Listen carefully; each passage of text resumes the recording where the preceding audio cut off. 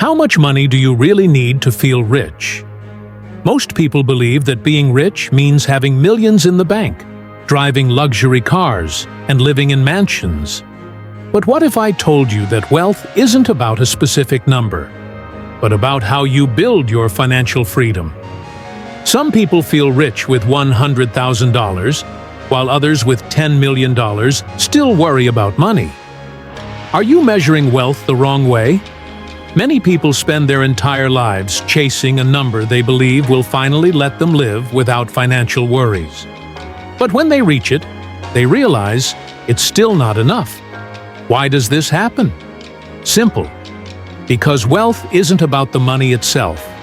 It's about what that money provides. If you believe that a magic number will solve all your financial problems, I have bad news for you. You might be trapped in a mindset that will never allow you to truly feel rich. The endless chase for more money can become a vicious cycle. You work hard to increase your income, but as your money grows, your lifestyle also expands, bringing new worries along with it. This has a name: the hedonic treadmill effect. The more you earn, the more you spend, without necessarily feeling happier or more secure.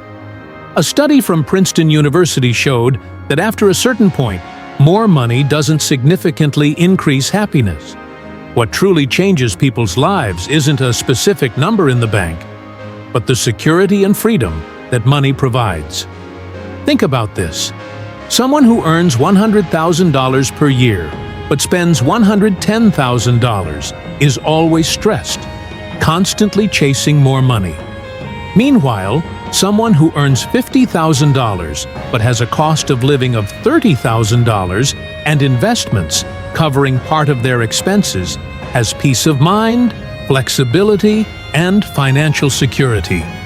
Who is actually richer? If your definition of wealth doesn't consider freedom and control over your money, maybe it's time to rethink your strategy. True wealth comes from three fundamental pillars.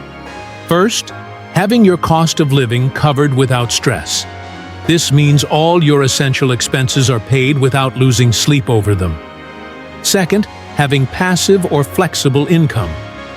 When your money works for you instead of the other way around, financial peace becomes a reality. And third, freedom of choice. The ability to decide where to live, what to do with your time, and which projects to take on without money being a limiting factor. So, how do you figure out exactly how much you need to reach this level of financial security? There's a simple formula.